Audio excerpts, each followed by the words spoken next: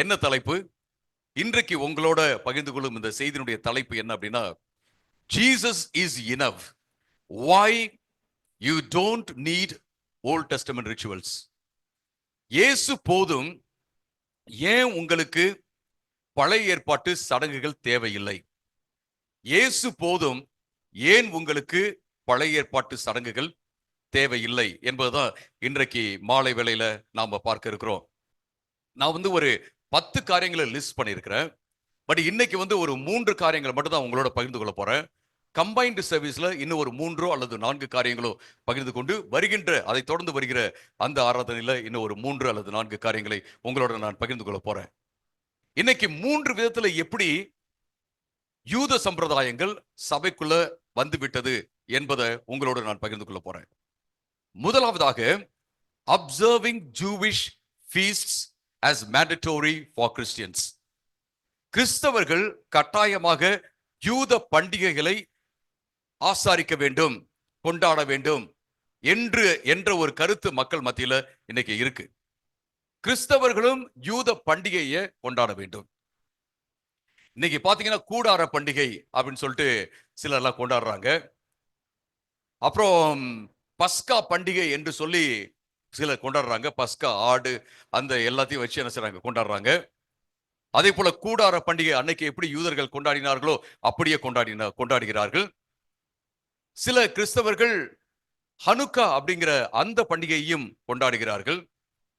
But இதெல்லாம் நம்ம நாட்டுல போயிட்டு இருக்கு அப்படின்னா, இதெல்லாம் நம்ம நாட்டுல போயிட்டு இருக்கு. நமக்கு ஒருவேளை தெரியாம இருக்கலாம். நம்ம நாட்டுல இந்த மாதிரிலாம் போயிட்டு இருக்கு.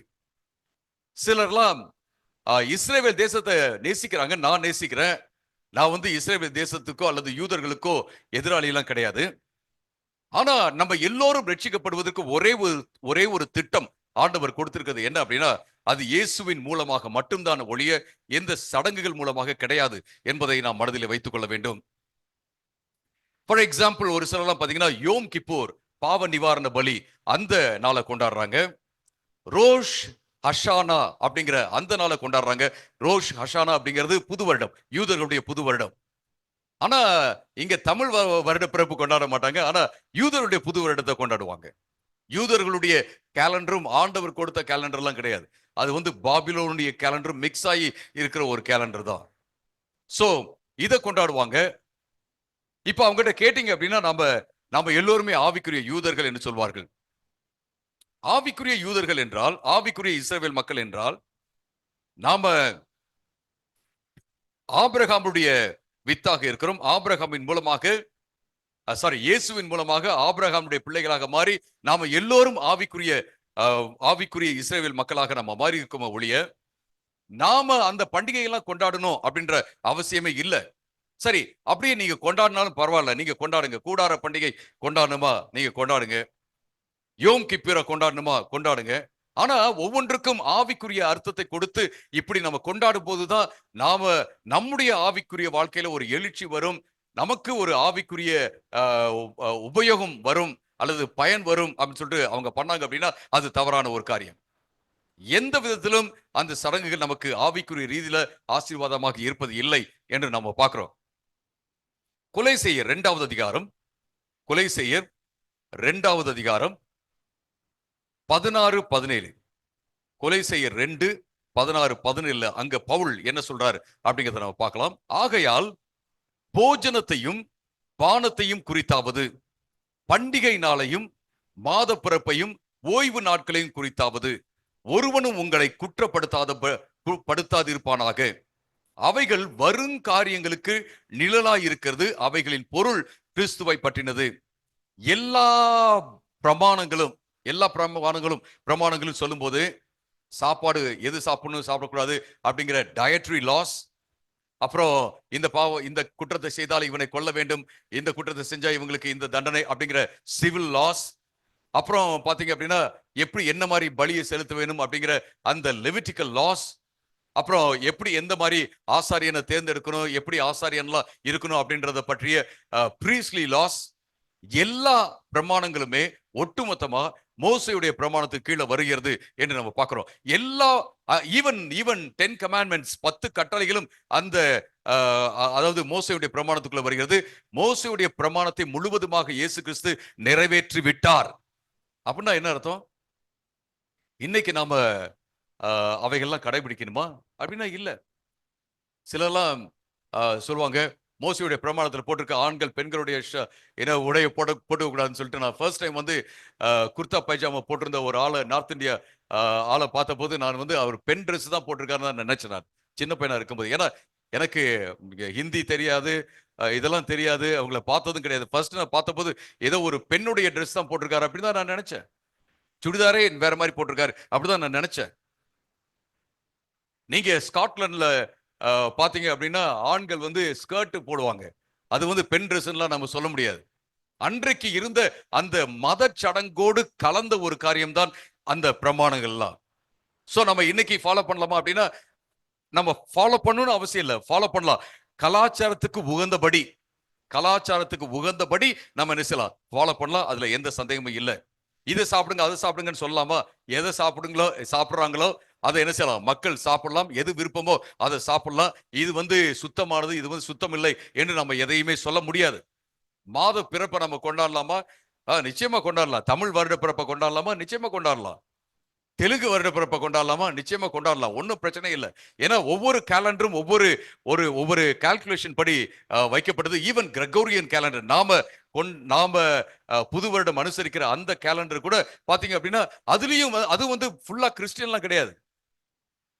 அதுல வருகிற ஒவ்வொரு அந்த நாட்களுடைய பெயர்களுமே ஒவ்வொரு கடவுளோட, கிரேக்க கடவுளோட சம்பந்தப்பட்டதுதான். Monday, Tuesday, Wednesday, Thursday, Friday எல்லாமே ஒவ்வொரு கடவுளோடு சேர்ந்ததுதான்.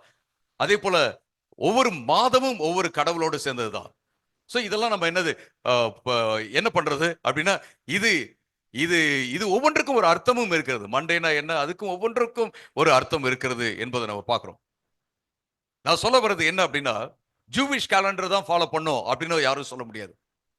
ஜூவிஷ் ஃபெஸ்டிவல்ஸ், யூதர்களுடைய பண்டிகையை நம்ம ஃபாலோ பண்ணோம் அப்படின்னு யாரும் சொல்ல முடியாது. ஏனென்றால் இந்த மாத பிறப்புகளோ, பண்டிகைகளோ, ஓய்வு நாட்களோ இது எல்லாமே ஆண்டவரை குறித்து காண்பிக்கும் ஒரு குறியீடா இருந்திருக்கு, நிழலாட்டமா இருந்திருக்கு, அவ்வளவுதான். இன்னைக்கு அநேகர் பஸ்கா பண்டிகையை மறுபடியும் ஆடெல்லாம் வெட்டி அதெல்லாம் ரோஸ்ட் பண்ணி எல்லாம் கொண்டாடி கொண்டிருக்கிறார்கள் அருமையானவர்களே. ஆனா இஸ்ரேல் செய்யறது எல்லாமே சரியா அப்படின்னா எல்லாமே சரியெல்லாம் கிடையாது. நாம எல்லோரும் எல்லா தேசங்களையும் நம்ம நேசிக்கிறோம். பாகிஸ்தானையும் நேசிக்கிறோம், நேபாளை நேசிக்கிறோம், இஸ்ரேல் தேசத்தையும் நம்ம நேசிக்கிறோம், எல்லா தேசத்தையும் நாம நேசிக்கிறோம் அருமையானவர்களே. பிரமாணம் அனைத்தையும் இயேசு கிறிஸ்து நிறைவேற்றி விட்டார். அப்ப ஒரு கேள்வி வரும், இயேசு கிறிஸ்து அப்ப பண்டிகை எல்லாம் கொண்டாடலையா? இயேசு நிச்சயமா பண்டிகை கொண்டாடினாரு. ஏன் பண்டிகை கொண்டாடினார்? கலாத்தியர் 4வது அதிகாரம் 4வது வசனத்துல இயேசு கிறிஸ்து பிரமாணத்தின் கீழே அவர் பிறந்தார் அப்படின்னு இருக்கு. பிரமாணத்தின் கீழே, அன்னைக்கு இருந்த மோசையினுடைய பிரமாணத்தின் கீழே தான் அவர் பிறந்தாரு. மோசையுடைய பிரமாணத்தின் கீழே தான் அவர் வளர்ந்தாரு. இயேசு பாத்தீங்கன்னா ஒரு நல்ல விசுவாசின்னு சொல்லலாம். நம்ம பாஷையில சொல்ல போனோம்னா அவர் நல்ல விசுவாசின்னு சொல்லலாம். ஏன் இயேசு பண்டிகையில கொண்டாடினாரு? இயேசு கிறிஸ்து வழக்கமாக எப்போதுமே ரெகுலரா அவர் வந்து ஜெபாலயத்துக்கு போனாரு அப்படிங்கறத நம்ம பாக்குறோம். அது மட்டுமல்ல, அவருடைய அப்பா அவரை வந்து ஆலயத்துக்கு கொண்டு போனாங்க. 12 வயசுல பாத்தீங்கன்னா அங்க உள்ள அந்த பைபிள் டீச்சர்ஸோட உட்கார்ந்து அவர் மிக ஞானத்தோட பேசுவதை நம்ம பாக்குறோம், கேள்விகள்லாம் கேட்பதை நம்ம பாக்குறோம். இயேசு ஒரு நல்ல, நம்ம பாஷையில சொன்னோம்னா அன்னைக்கு சபை இருந்துச்சுன்னா எப்படி இருக்கும், நல்ல ஒரு விசுவாசியாக இருந்தார் அப்படின்னு நம்ம சொல்ல முடியும். இயேசு கிறிஸ்து வந்து பஸ்கா பண்டிகை கொண்டாடினாரு அப்படின்னா அவர் வந்து பலி செலுத்தி இருப்பார் என்று நம்ம எடுத்துக்கொள்ளலாம். அப்ப நாம இன்னைக்கு பலி செலுத்தலாமா அப்படின்னா பலி எல்லாம் செலுத்த முடியாது.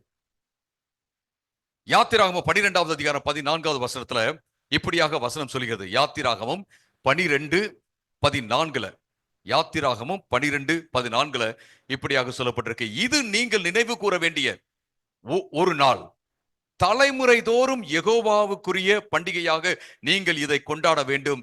இது நிரந்தர நியமம், நித்திய நியமம். அதாவது இந்த பண்டிகை எல்லாம் வந்து நிரந்தர நியமம், நித்திய நியமம் என்று வேதவசனத்துல சொல்லப்பட்டிருக்கே. எனவே நம்ம பண்டிகை நம்ம கொண்டாடிக்கிட்டே தானே இருக்கணும். லேவியருடைய பண்டிகை, அப்புறம் கூடார பண்டிகை, அப்புறம் பாத்தீங்கன்னா யோம் கிப்பூர் பாவ நிவாரண பலி, அந்த பண்டிகை இதெல்லாம் நம்ம கொண்டாடிக்கிட்டே தானே இருக்கணும், நித்திய நியமம் ஆச்சே அப்படின்னு சொல்லிட்டு நாம சிலர்லாம் வந்து ஆர்கியூ பண்ணுவாங்க. அங்க உபயோகப்படுத்தப்பட்ட அந்த வார்த்தை நித்தியம் அப்படிங்கிற வார்த்தை எபிரேயத்துல ஓலம் அப்படிங்கிற வார்த்தை. அதை நீங்க டிரான்ஸ்லேட் பண்ணீங்கன்னா ஃபாரெவர், நித்தியம், என்றென்றைக்கும் அப்படின்னு நீங்க டிரான்ஸ்லேட் பண்ணலாம். அதே நேரத்துல நீண்ட நாள் அப்படின்னு நீங்க டிரான்ஸ்லேட் பண்ணலாம். ரெண்டுக்குமே அது வந்து அர்த்தம் கொடுக்கிற ஒரு காரியமா இருக்கு. ஃபார் எக்ஸாம்பிள், நீங்க யாத்திராகமம் 40:15 லேவிய லேவிய கோத்திரத்தை சார்ந்த அந்த ஆசாரியர்கள் இருப்பார்கள் என்பது நித்தியமானது என்று சொல்லப்பட்டிருக்கு. இன்னைக்கு இருக்கிறாங்களா? இன்னைக்கு இருக்கிறாங்களா? இன்னைக்கு இயேசு கிறிஸ்துவின் மூலமாக நம்ம எல்லோருமே ஆசாரியர்களாக மாறிட்டோம். எல்லோருமே ராஜரீக ஆசாரியர்களாக மாறிட்டோம். இன்னைக்கு வந்து இது வந்து பலிபிடம்லாம் கிடையாது. இது வந்து பலிபிடம் கிடையாது. இது வந்து ஒரு ஸ்டேஜ், நம்மளாம் நிக்கிறதுக்காக, எல்லாருக்கும் தெரியணும் அப்படிங்கிறதுக்காக ஒரு ஸ்டேஜ் போட்டிருக்க மொழிய. இது வந்து பரிசுத்த இடம்லாம் இல்ல, மகா பரிசுத்த இடம்லாம் கிடையாது. இங்க நீங்க இருக்கிறது வந்து பரிசுத்த இடம் அப்படிலாம் கிடையாது. இது வந்து ஒரு ஹால் தான்.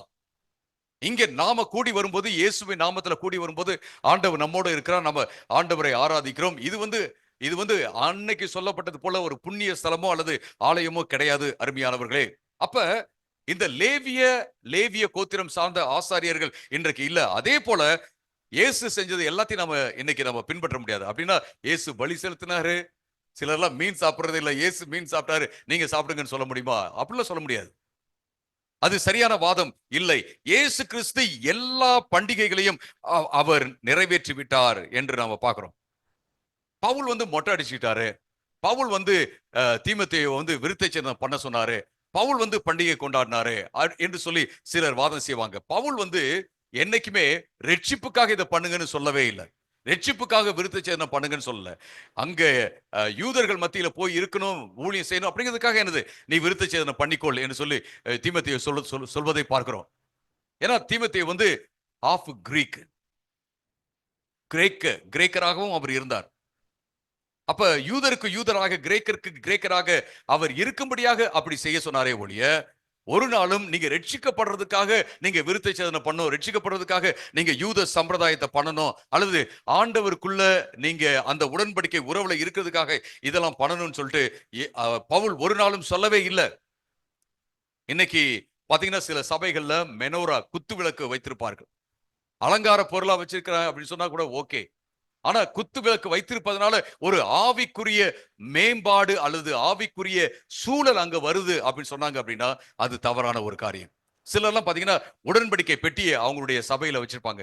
இதெல்லாம் நடக்கிற விஷயம்தான். ஆனா அந்த உடன்படிக்கை வைப்பதன் மூலமாக சும்மா பிள்ளைகளுக்கு காண்பிக்கிற, எல்லாரும் அதை பார்க்கணும் அப்படிங்கிறதுக்காக வச்சிருக்கேன் அப்படின்னா ஓகே தான். நான் வைக்க போறது கிடையாது, அதுவும் நான் வைக்க போறது கிடையாது.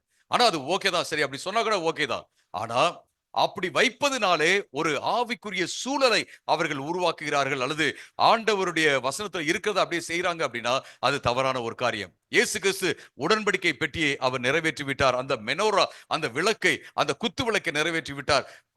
பழைய ஏற்பாட்டுல பிரமாணத்துல இருக்கிற எல்லாவற்றையும் இயேசு கிறிஸ்து அவர் நிறைவேற்றி விட்டார் என்பதை நாம பார்க்கிறோம் அருமையானவர்களே. இன்னைக்கும் நிறைய மக்கள் என்ன செய்றாங்க, சடங்குகள்ல இருக்காங்க, யூத சடங்குகள்ல இருக்காங்க.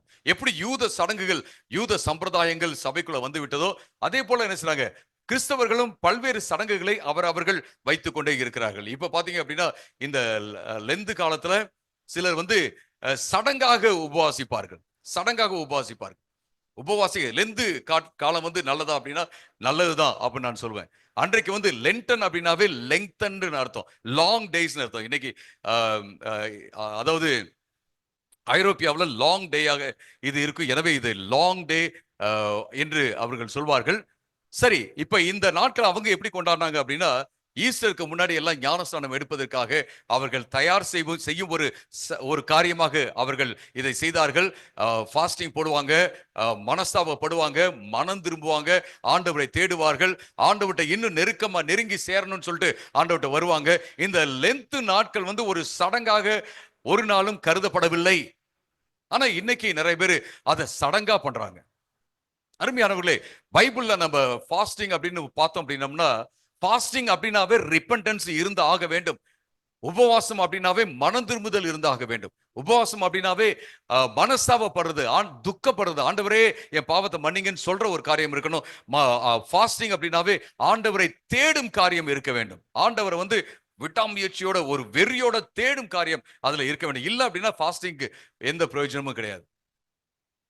இன்ஃபேக்ட் நீங்க இஸ்ரேல் மக்கள் எத்தனை தடவை ஃபாஸ்டிங் பண்ணாங்க அப்படின்னு பாத்தீங்கன்னா, வருஷத்துக்கு ஒரு தடவை தான். வருஷத்துக்கு ஒரு தடவை தான்.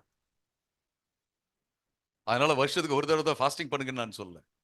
நான் ஒரு காலத்துல எனக்கு சொல்லி கொடுத்தெல்லாம் வருஷம் 40 டேஸ் நான் ஃபாஸ்டிங் இருந்துகிட்டே இருப்பேன். இந்த லென்த் காலத்துல ஆரம்பிச்ச உடனே ஜனவரியில ஃபாஸ்டிங்.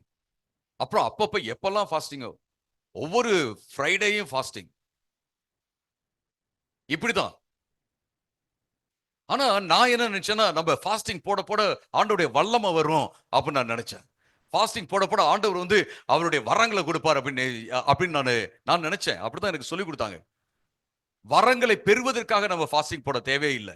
வல்லமை பெறுவதற்காக நம்ம ஃபாஸ்டிங் போட தேவையில்லை. பரிசுத்த ஆவியானவர் வரும்போது நமக்கு வல்லமை கிடைக்கும் அருமையானவர்களே. அதுக்கு ஃபாஸ்டிங் போட்டு தான் பெற்றுக்கொள்ளணும் அப்படின்னு வேத வசனத்துல இல்லை. தாகமா இருக்கிறவன் இடத்துல வந்து பருக கடுவன் என்று ஆண்டவர் சொல்றாரு. யாரெல்லாம் தாகமா இருக்காங்களோ அவர்களுக்கு ஆண்டவர் பரிசுத்த ஆவியானவர் தருவார். இது ரொம்ப ரொம்ப முக்கியமான ஒரு காரியம். இன்றைக்கு நம்ம எந்த சடங்குக்குள்ளேயும் நம்ம போக தேவையில்லை அருமையானவர்களே. இன்றைக்கு பாத்தீங்கன்னா நிறைய பேர் பல்வேறு விதங்கள்ல அவர்கள் சடங்குகளை செய்கிறார்கள். இந்த லெந்து காலத்திலும் சரி மற்ற காலங்களிலும் பல்வேறு சடங்குகளை செய்கிறார்கள். சடங்குகள் எல்லாம் விட்டுட்டு நம்ம உண்மையாக ஆண்டவரை தேட வேண்டும். நிச்சயமாக இந்த யூத சம்பிரதாய சடங்குகள் நம்முடைய வாழ்க்கையில வரவே கூடாது. இரண்டாவதாக using Hebrew names for God and Jesus as mandatory. எபிரேய பெயர்களை தேவனுக்காகவும் இயேசுவுக்காகவும் உபயோகிப்பது மிக முக்கியமான ஒரு காரியம் அப்படின்னு சொல்லிட்டு சிலர் சொல்றாங்க. எபிரேய நாமங்களை, எபிரேய பெயர்களை தேவனுக்காகவும் இயேசுவுக்காகவும் உபயோகம் செய்வது, பயன்படுத்துவது செய்ய வேண்டிய காரியம், அவசியமான காரியம் என்று சிலர்லாம் சொல்றாங்க. சிலர்லாம் பாத்தீங்கன்னா இயேசுன்னு சொல்ல மாட்டாங்க, யெஷுவா இருக்காரு இல்லைங்களா அப்படின்னு தான் சொல்லுவாங்க. தேவன் சொல்ல மாட்டாங்க, கர்த்தர்னு சொல்ல மாட்டாங்க, யெகோவா இருக்காரு இல்லைங்களா அப்படிதான் சொல்லுவாங்க. யெகோவான்னு சொல்றதுல தப்பே கிடையாது. பைபிள்ல நீங்க பாத்தீங்கன்னா எல்லா பெயர்களுமே தேவனுடைய பெயர்கள், எல்லா பெயர்களுமே டிஸ்கிரிப்டிவ் நேம்ஸ். ஆண்டவர் யார் என்பதை வர்ணனை செய்யும் பெயர்கள் தான். சர்வ வல்லவர் அப்படின்னு சொல்றது என்ன? வர்ணிக்கும் பெயர். யெகோவா ஜாயிரா, எல்லாவற்றையும் பார்த்துக் கொள்வார். இப்படி ஒவ்வொரு பெயரும் பாத்தீங்கன்னா ஆண்டவரை வர்ணிக்கும் பெயர்கள், டிஸ்கிரிப்டிவ் நேம்ஸ் தான். ஆனா ப்ராப்பர் நேம், அதுவும் வர்ணனை செய்யும் பெயர் தான். ஆனா ப்ராப்பர் நேம் வேற யாருக்கும் அந்த பெயரை கொடுக்க முடியாது. அப்படின்னா யெகோவா அப்படிங்கறத நம்ம யூஸ் பண்ணலாம், அதுல தப்பே கிடையாது. ஆண்டவரே அப்படிதான் தன்னை வெளிப்படுத்துகிறார். ஆனா யெகோவான்னு சொன்னா தான் என்னது அங்க வந்து பவர் இருக்கு, அல்லது எபிரேய பதத்துல யெஷுவா அப்படின்னு சொன்னாதான் அங்க பவர் இருக்கு அப்படின்னு சொன்னாதான் பிரச்சனை. இன்னைக்கு நிறைய பேரு வாதம் பண்றாங்க, டிபேட் பண்றாங்க. யெஷுவான்னு சொல்றதா யெகோஷுவான்னு சொல்றதா அப்படின்லாம் என்னது வாதம் பண்றாங்க. ஆனா கிரேக்க லாங்குவேஜ்ல, கிரேக்க மொழியில இயேசுஸ் அப்படின்னு தான் சொல்லப்பட்டிருக்கு. இயேசுஸ் அப்படின்னு தான் சொல்லப்பட்டிருக்கு. நம்ம இயேசுன்னு சொல்லலாமா? நிச்சயமா சொல்லலாம். இயேசுன்னு சொல்லலாமா? சொல்லலாம். ஹிந்தியில ஈஷுன்னு சொல்லலாமா? ஈஷுன்னு சொல்லலாம், ஒன்றும் பிரச்சனை இல்லை. இன்னைக்கு நிறைய பேர் அப்படி வாதம் செய்யறாங்க. ஒரு தடவை நான் நார்த் இந்தியாவில் ஊழியம் செஞ்சுட்டு இருக்கும்போது நான் வந்து என்ன பிரேயர் பண்ண சொன்னாங்க. நான் வந்து பரமேஸ்வர் அப்படின்னு சொல்லிட்டு நான் பிரேயர் பண்ணிட்டேன். ஏன்னா அப்படிதான் இருக்கு பைபிள்ல, ஹிந்தி பைபிள்ல பரமேஸ்வர் தான் இருக்கு.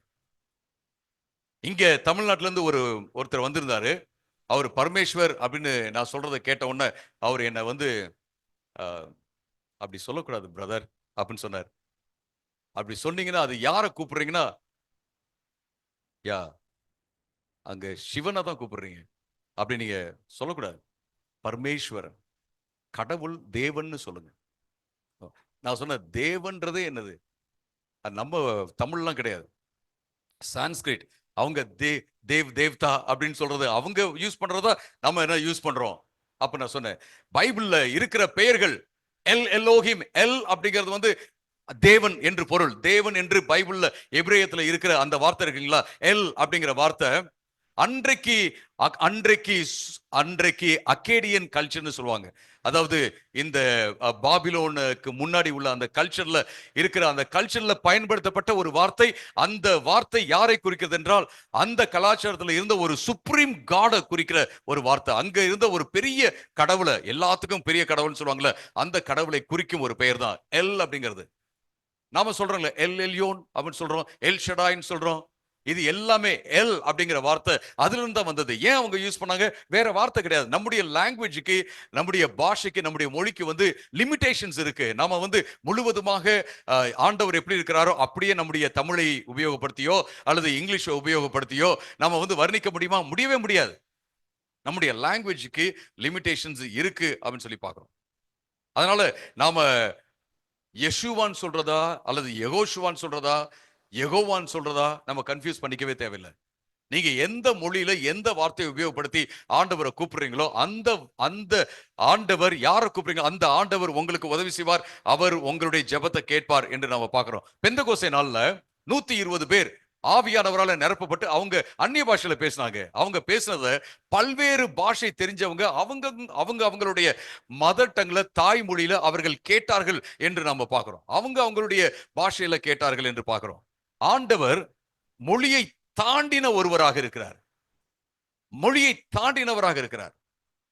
நான் ஒரு தடவை பெங்களூர்ல ஒரு சர்ச்ல பிரசங்கம் பண்ணிட்டு ஜெபம் பண்ணும்போது ஒரு அம்மாவுக்கு பிசாசு பிடிச்சிருந்துச்சு.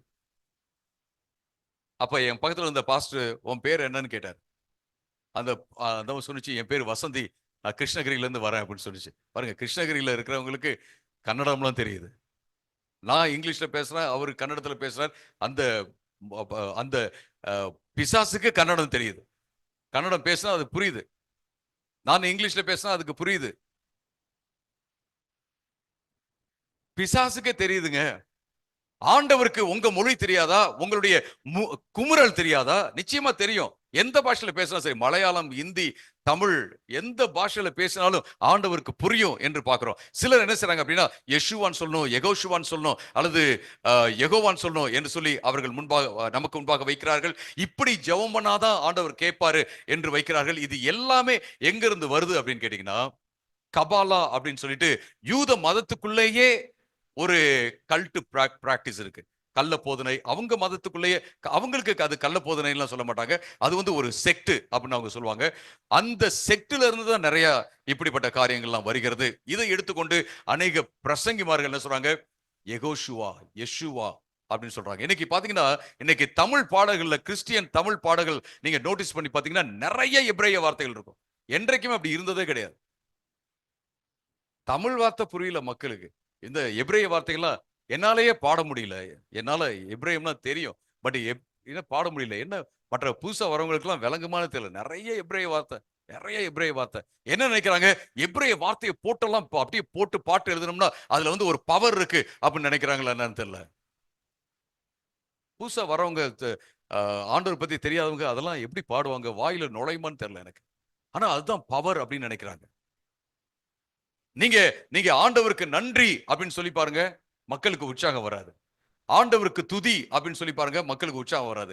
ஆனா அல்லேலூயா அப்படின்னு சொல்லி பாருங்க, ஏன்னா அது எபிரேயத்துல நம்ம சொல்றோம். பிரைஸ் தி லார்ட்ங்கிறது தான் அல்லேலூயா அப்படிங்கிறது எபிரேயத்துல. ஆண்டவருக்கு ஸ்தோத்திரம் அப்படிங்கிறது தான் என்னது, கர்த்தருக்கு ஸ்தோத்திரம் அப்படிங்கிறது தான் எபிரேயத்துல அல்லேலூயா. வேற ஒண்ணுமே கிடையாது. அல்லேலூயா அப்படிங்கிறது மேஜிக்கல் வேர்ட்லாம் கிடையாது. அல்லேலூயா அப்படிங்கிறது மோர் பவர்ஃபுல் வேர்ட்லாம் கிடையாது. அருமையானவர்களே, அடிச்சு சொல்றேன், அல்லேலூயா அப்படிங்கிறது மோர் பவர்ஃபுல். அல்லேலூயா சொல்லாமா? நிச்சயமாக சொல்லலாம். அல்லேலூயா சொன்னாதான் பவரா? இல்ல. கர்த்தரை துதிங்கள்னு சொன்னாலும் என்னது, அதுலயும் பவர் இருக்கு. கர்த்தருக்கு ஸ்தோத்திரம் அப்படின்னு சொன்னாலும் அதுலயும் பவர் இருக்கு. தமிழ்ல சொன்னாலும் அதுக்கு பவர் இருக்கிறது என்று சொன்ன பார்க்கிறோம். இன்ஃபேக்ட் வந்து இயேசு கிறிஸ்து அவர் எபிரேய பைபிளை அவர் வாசிச்சிருக்க மாட்டார். எபிரேய பைபிள் வாசிக்க மாட்டார். அவர் வந்து ஒருவேளை அரமைக் பைபிள் வாசிச்சிருக்கலாம், அல்லது எபிரேய பைபிளை அன்றைக்கு வந்து மக்கள் வாசித்தாலும் கூட அவர்களுக்கு முழுவதுமாக புரியாது. ஏன்னா இயேசுடைய காலத்திலே எபிரேயம் வந்து செத்த மொழியாக மாறிவிட்டது. யாருமே பேசல, எபிரேயத்தை யாரும் பேசல. பைபிள் மட்டும் எழுதப்பட்டிருந்தது. ஆனால் அதை புரிந்து கொள்ள முடியாதனால தான் அவர்களுக்கு டார்கம்ஸ் அப்படிங்கிற அரமைக்கு டிரான்ஸ்லேஷன் இருந்துச்சு. அது இல்லாம இயேசு கிறிஸ்து இந்த உலகத்துக்கு வருவதற்கு 300 அல்லது 250 வருடங்களுக்கு முன்பாகவே எபிரேய பைபிள் வந்து கிரேக்க மொழியிலும் மொழிபெயர்ப்பு செய்யப்பட்டு விட்டது அப்படிங்கிறத நம்ம பார்க்கிறோம். இயேசுவை பார்க்கறதுக்கு கிரேக்கர்கள் வர்றாங்க. எந்த மொழியில பேசியிருப்பாரு? நிச்சயமா இயேசு கிரேக்கத்துல பேசியிருப்பாரு. இயேசு அன்றைக்கு இருந்த அந்த அந்த யூதர்களுக்கு கொஞ்சம் பேருக்கு கிரேக்கமும் தெரியும். அது மட்டுமல்ல, பரிசுத்த ஆவியானவரால் ஏவப்பட்டு முழு புதிய ஏற்பாடும் கிரேக்க மொழியில எழுதப்பட்டது, எபிரேய மொழியில இல்ல, கிரேக்க மொழியில எழுதப்பட்டது.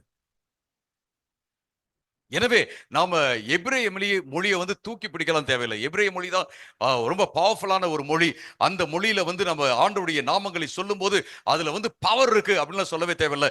இது வந்து ஒரு ஒரு இது நான் சொல்வேன், புறஜாதி மதத்துல இருந்து வருகிற ஒரு காரியம். அங்கதான் என்ன சொல்லுவாங்க, புறஜாதி மதத்துல நீங்க இப்படி பிரேயர் பண்ணாதான் என்னது, அந்த சாண்டிங் மாதிரி, மந்திரம் மாதிரி இப்படி சொன்னாதான் இந்த பிரேயருக்கு வந்து பிரேயர் பலிக்கும், உங்களுக்கு வந்து கடவுள்கிட்ட இருந்து பதில் வரும் அப்படின்னு சொல்லுவாங்க. ஆனா நம்ம அப்படி சொல்றது இல்ல. நம்முடைய பெருமூச்சையும் ஆண்டவர் கேட்கிறார், நம்முடைய குமுறலை ஆண்டவர் கேட்கிறார், உங்களுடைய மனசுல இருக்கிற அந்த எண்ணத்தையும் ஆண்டவர் பார்க்கிறார் என்று நாம பார்க்கிறோம். அருமையானவர்களே, வேதவசனம் சொல்லுது, யோவான் 4:24 வேதவசனம் சொல்லுகிறது என்ன அப்படின்னா, நாம ஆவியிலும் உண்மையிலும் ஆண்டவரை ஆராதிக்க வேண்டும். அதுதான் உண்மை, முக்கியமான ஒரு காரியம். எந்த பாஷையிலாம் கிடையாது, எந்த மொழியில எந்த வார்த்தைகள் அப்படின்லாம் கிடையாது. சிலர்லாம் பாத்தீங்கன்னா சாதாரணமா பேசிட்டு இருப்பாங்க, இங்கிலீஷ்ல பேசும்போது சாதாரணமா பேசிட்டு இருப்பாங்க. திடீர்னு அவங்கள பிரேயர் பண்ண சொன்னீங்கன்னா thou art great அப்படின்றாங்க. thou art greatனா இந்த கேஜிவி லாங்குவேஜ் தான். thy glory எல்லாமே அந்த கேஜிவி லாங்குவேஜ்ல அந்த டோன, ஏன்னா அந்த லாங்குவேஜ், அந்த கேஜிவி லாங்குவேஜ் இருக்குல்ல, கேஜிவி டிரான்ஸ்லேஷன் லாங்குவேஜ் வந்து டஃபா இருக்கும். thou art அப்படின்லாம் வரும், thy அப்படின்லாம் வரும். அதுதான் அவங்களுக்கு வந்து ஒரு பரிசுத்தமான லாங்குவேஜ். அப்படிலாம் இல்லவே இல்லை. நீங்களும் நானும் நம்ம அப்பா கிட்ட எப்படி பேசுறோமோ அதே போல நம்ம பேசலாம். அம்மா கிட்ட எப்படி பேசுறோமோ அதே போல பேசலாம். அப்பாவை எப்படி நம்ம அப்பான்னு கூப்பிடுறோமோ அதே போல நம்ம ஆண்டவரை கூப்பிடலாம். அவருக்குன்னு நம்ம ஒரு ஸ்பெஷல் மந்திரம் போன்ற வார்த்தையெல்லாம் எதுவுமே கிடையாது அப்படிங்கிறத நம்ம பார்க்கிறோம். அருமையானவர்களே, இதுவும் பாத்தீங்கன்னா இன்னைக்கு சபைக்குள்ள வந்து விட்டது. ஏன் நான் சொல்றேன், இதை ஒரு எச்சரிப்பு வார்த்தையாக நான் சொல்றேன். யெஷுவா யெகோஷுவா பிரச்சனை இல்லை, நிறைய ஹீப்ரு வார்த்தையெல்லாம் போட்டுதான் பாட்டெல்லாம் பாடணும் அப்படின்ற அவசியம் இல்லை. பாட வேண்டாம்னு சொல்ல, அப்படி பாடினாதான் பவர் என்றெல்லாம் கிடையவே கிடையாது. மூன்றாவதாக நம்ம என்ன பார்க்கிறோம்னா, சபைக்குள்ள வந்து விட்ட மூன்றாவது காரியம் என்ன, wearing Jewish prayer shawls. Prayer ஜெப ஷால், ஜெப துண்டு போட்டுக்கிறது அப்படிங்கிறது இன்னைக்கு மக்கள் மத்தியில இருக்கு. இன்னைக்கு இஸ்ரேல் தேசத்துக்கு போயிட்டு வரவங்க எல்லாம் என்னென்னலாம் எடுத்துட்டு வராங்க தெரியுங்களா? அங்கிருந்து யோர்தான்ல இருந்து தண்ணி கொண்டு வராங்க, ஹோலி வாட்டரா. அதே போல இஸ்ரேல் தேசத்திலிருந்து மண்ணு கொண்டு வராங்க, அது வந்து புனிதமான மண்ணா. அதே போல அங்கிருந்து பிரேயர் ஷால் வாங்கிட்டு வராங்க, பிரேயர் ஷால் ஜெப துண்டு வாங்கிட்டு வராங்க. அதை போத்திக்கிட்டு தான் ஜெபம் பண்ணோம் அப்படின்னு அவங்க பண்ணிட்டு இருக்கிறாங்க. இன்ஃபேக்ட் நிறைய பேர் அங்கிருந்து மண்ணை கொண்டு வந்து இங்க விற்கவும் ஆரம்பிச்சிட்டாங்க. அங்கிருந்து தண்ணியை, யோர்தான் தண்ணியை கொண்டு வந்து இங்க விற்கவும் ஆரம்பிச்சிட்டாங்க. அப்படிலாம் இருக்கிறாங்க. இது நாம கவனிக்க வேண்டிய முக்கியமான ஒரு விஷயம். நமக்கு வந்து எந்த புனித ஸ்தலமும் இல்ல. பெத்லகேம் அப்படிங்கிறது நம்முடைய புனித ஸ்தலம்லாம் கிடையாது. இஸ்ரவேல் தேசம் அப்படிங்கிறது நம்முடைய புனித ஸ்தலம்லாம் இல்ல. நான் இஸ்ரவேலுக்கு எதிராளிலாம் கிடையாது. நான் இஸ்ரவேல் தேசத்தை நேசிக்கிறேன், பாகிஸ்தானையும் நான் நேசிக்கிறேன், காசாவையும் நான் நேசிக்கிறேன். சோ இஸ்ரேல் தேசம் வந்து எனக்கு எதிராளிலாம் கிடையாது. ஆனா நம்ம ஒரு தீவிர நிலைப்பாடுக்கு இன்னைக்கு நிறைய சபைகள் போய்கொண்டு இருக்கிறது. அருமையானவர்களே, இந்த பிரேயர் ஷால் அல்லது இந்த ஜெப துண்டு எங்க இருந்து வருது அப்படின்னா, என்னாகமம் 15வது அதிகாரம் 37 இருந்து 41 வரை. என்னாகமம் 15வது அதிகாரம் 37 இருந்து 41 வரை உள்ள வசனங்களை நாம வாசிக்கும் போது அங்க சொல்லப்பட்ட அந்த காரியத்திலிருந்து இந்த ஜெபத்துண்டு வருவதற்கு வாய்ப்பு இருக்கு அப்படின்னு நிறைய ஸ்காலர்ஸ் நினைக்கிறாங்க. இங்க 37ல, பின்னும் கர்த்தர் மோசேயை நோக்கி, நீ இஸ்ரவேல் புத்திரரிடத்தில் பேசி அவர்கள் தங்கள் தலைமுறை தோறும் தங்கள் வஸ்திரங்களின் ஓரங்களிலே தொங்கல்களை உண்டாக்கி ஓரத்தின் தொங்கலிலே இளநீல நாடாவை கட்ட வேண்டும். என்று அவர்களுக்கு சொல். நீங்கள் பின்மாறி நீங்கள் பின்பற்றி சோரம் போகிற உங்கள் இருதயத்துக்கும் உங்கள் கண்களுக்கும் ஏற்க நடவாமல் அதை பார்த்து கர்த்தரின் கற்பனைகள் எல்லாம் நினைத்து அவைகளின்படியே செய்யும்படிக்கு அது உங்களுக்கு தொங்கலாய் இருக்க வேண்டும்.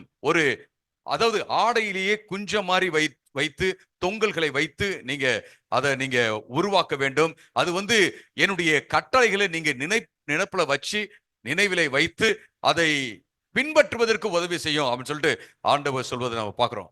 அன்றைக்கு அந்த தொங்கல் இருந்த அந்த ஆர்டர் இருக்குல்ல, அதுதான் இன்னைக்கு அந்த பிரேயர் ஷாலாக மாறிவிட்டது. இன்னைக்கு அந்த ஜெப துண்டாக மாறிச்சு. ஜெப துண்டை பாத்தீங்கன்னா ஜெப துண்டுல தொங்கல்லாம் இருக்கும். அதே போல நீல கலர்லயோ அல்லது கருப்பு கலர்லயோ கோடு போட்டிருப்பாங்க அந்த ஓரத்துல. அதே மாதிரிதான் இருக்கும். அன்றைக்கு இஸ்ரேல் மக்கள் அதை என்ன செஞ்சாங்க? ஆடையாக அணிந்தார்கள். கொஞ்சம் கொஞ்சமா ஆடையாக அணிந்தது அப்படியே மாறி இன்னைக்கு ஜெப துண்டாக அது மாறிவிட்டது என்று நாம பார்க்கிறோம். இன்னைக்கு நிறைய பேர் ஜெப துண்டை போட்டுக்கொண்டு அவர்கள் ஜெபிக்க வேண்டும் அப்படின்னு சொல்றாங்க.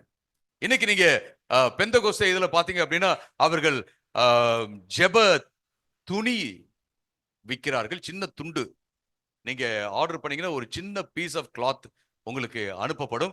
ஏன்னா அதை ஏற்கனவே அவங்க ஜெபம் பண்ணி அவங்க அனுப்புறாங்களாம்.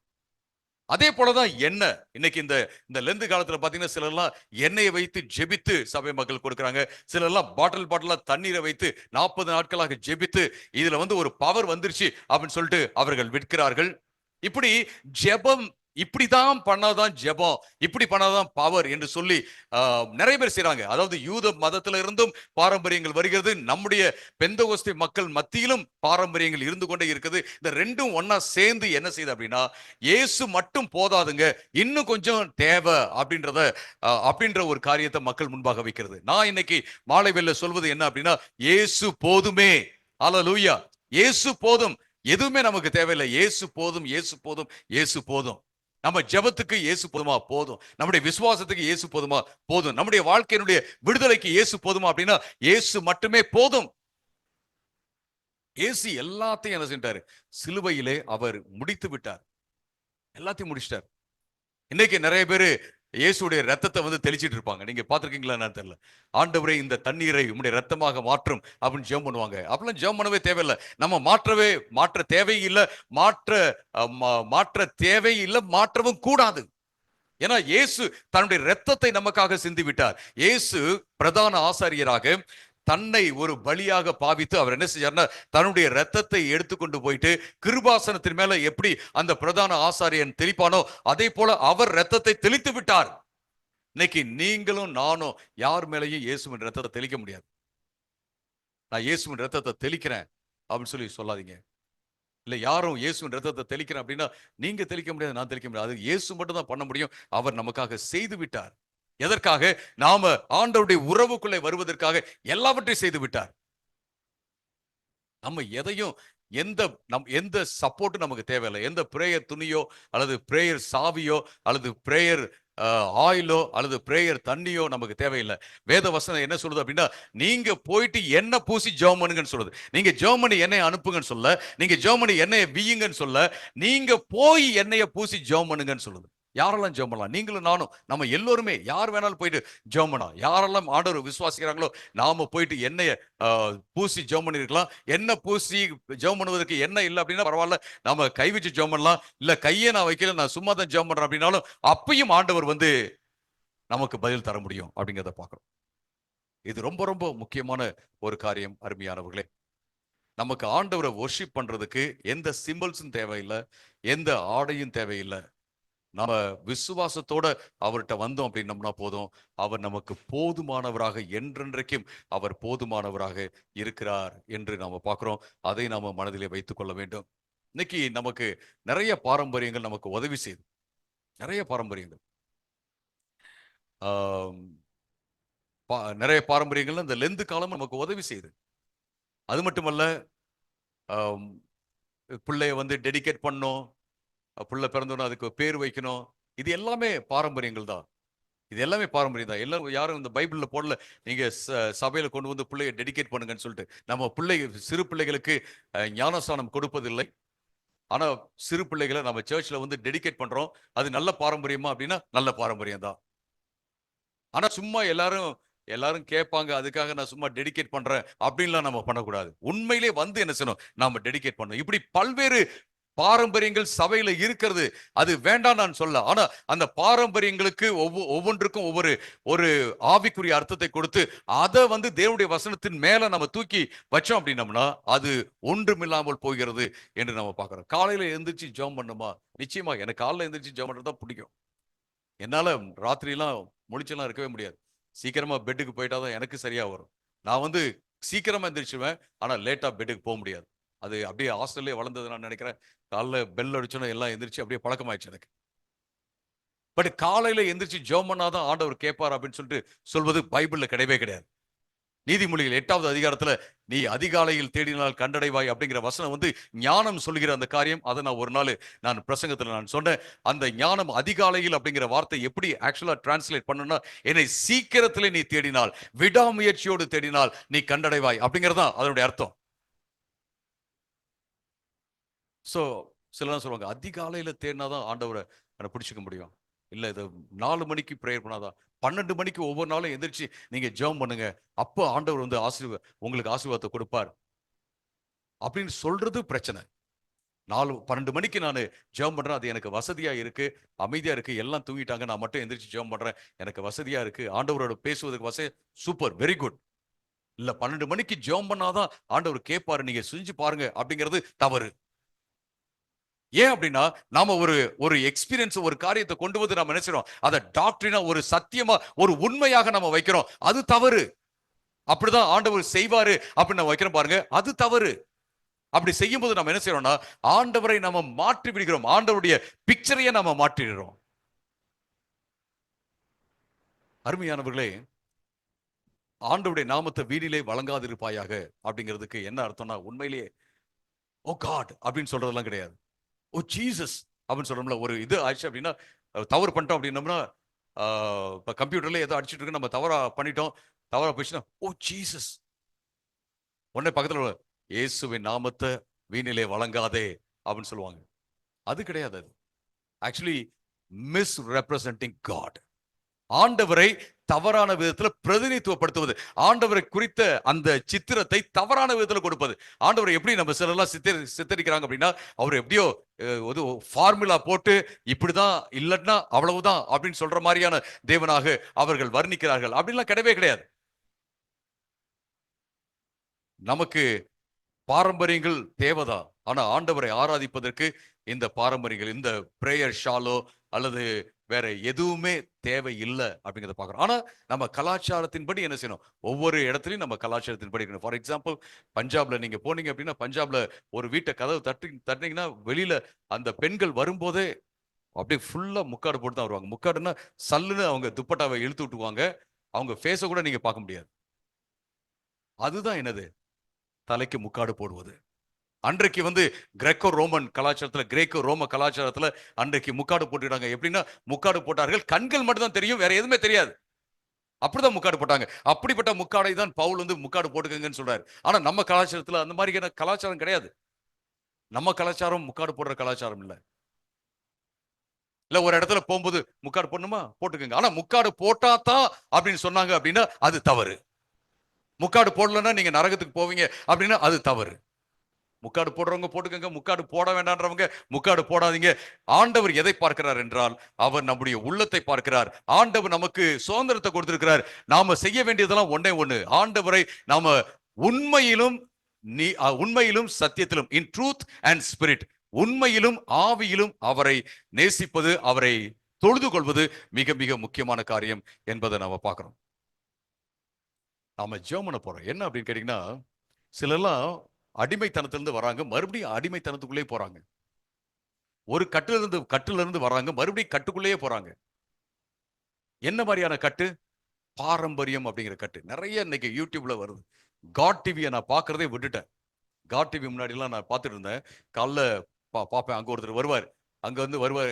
என்ன சொல்வார் அப்படின்னா உங்களுக்காக நான் ஒரு கிஃப்ட் வச்சிருக்கிறேன். நீங்க வந்து இன்னைக்கு வந்து மார்ச் 30ஆம் தேதி $30 நீங்க வந்து விதைச்சிங்க அப்படின்னா உங்களுக்காக நான் கிஃப்ட் வச்சிருக்கிறேன். உங்களுக்கு ஒரு பிரேயர் ஷால் நான் அனுப்புவேன்.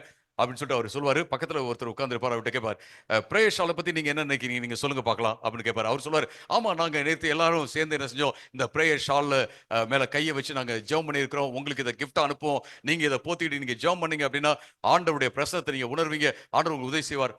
ஆமா அப்படின்னு சொல்லிட்டு அவர் சொல்லுவாரு, உங்களுக்காக அனுப்புறோம். உடனே இந்த இங்க கீழே உள்ள நம்பருக்கு நீங்க கால் பண்ணுங்க. இந்த கீழே உள்ள அந்த QR கோட யூஸ் பண்ணி நீங்க என்ன செய்யுங்க, பணத்தை அனுப்புங்க. ஸ்டாப் பண்ணிட்டேன். ஏன் அப்படின்னா, இதெல்லாம் பார்க்கறவங்க என்ன செய்வாங்க, ஓ இந்த பிரேயர் ஷால்லாம் போட்டாதான், இந்த இந்த மாதிரி சொல்லி ஜெபம் பண்ணாதான், இந்த மாதிரி சூத்திரத்தை பயன்படுத்தினாதான், இந்த மாதிரி தான் நம்ம ஆண்டவரை அணுக முடியும் அப்படின்னு தான் என்ன செய்வாங்க, நிறைய பேர் அணுகுவாங்க.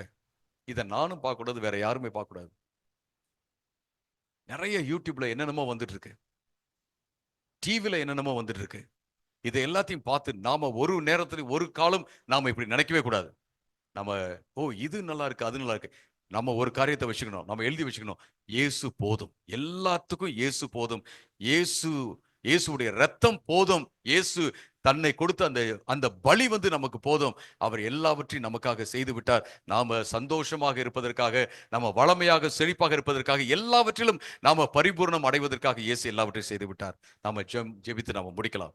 ஆண்டவர்கிட்ட கேட்போம், ஆண்டவர் எனக்கு உதவி செய்யுங்கன்னு சொல்லிட்டு நாம கேட்போம். எத்தனையோ பேர் குருட்டாட்டத்துல இருக்காங்க, இந்த சேலம் பட்டணத்துல இருக்காங்க. எக்காலம் ஊதிக்கிட்டு, மெனோரா வச்சுக்கிட்டு, ஆர்க் ஆஃப் த கவர்னன்ட் உடன்படிக்கை பெட்டியை வச்சுக்கிட்டு, சாஷ்டாங்கமா நான் விழுந்துதான் ஆராதிப்பேன்னு சொல்லிட்டு எப்படி இஸ்ரேல் மக்கள்லாம் ஆராதிக்கிறாங்களோ அதே போல விழுந்து விழுந்து ஆராதித்தா தான் என்னது உண்மையான ஆராதனைன்னு சொல்லிட்டு ஆராதிச்சு சாஷ்டாங்கமாக விழுகிறது பிரச்சனை இல்லை. இப்படி சேலத்துல இருக்காங்க. டிவில நம்ம பாக்குறோம், யூடியூப்ல பாக்குறோம். நம்ம ஒரு நிமிஷம் ஜெபம் பண்ணலாம். ஆண்டவரே மக்களை பாரம்பரியத்திலிருந்து வெளியில கொண்டு வாங்க ஆண்டவரே. இன்னும் பிரமாணத்திலே இருக்கிறாங்க. பிரமாணத்தை எல்லாம் இயேசு நிறைவேற்றி விட்டார். அதை புரிஞ்சிக்க உதவி செய்யுங்க ஆண்டவரே. எங்க வாழ்க்கையிலும் நாங்க எந்த விதமான பாரம்பரியத்துக்கும் இடம் கொடுக்காம உங்களை மட்டுமே பற்றிக்கொள்ள உதவி செய்யும். இயேசு எங்களுக்கு போதும். எங்களுக்கு, எங்களுடைய பிள்ளைங்களுக்கு, இங்க ஆண்டவரே சின்ன பிள்ளைங்களா இருக்காங்க ஆண்டவரே, டீனேஜர்ஸ் எல்லாம் இருக்காங்க ஆண்டவரே. இயேசு போதும். இயேசு எல்லாவற்றையும் அவர் நமக்காக செஞ்சிட்டாரு அப்படிங்கிற அந்த நம்பிக்கை எங்க ஒவ்வொருத்தருக்குள்ள இருக்கட்டும் ஆண்டவரே. இந்த கரம் எங்களை தாங்கட்டும். இயேசுவின் நாமத்தில் வேண்டுகிறோம் பிதாவே, ஆமென்.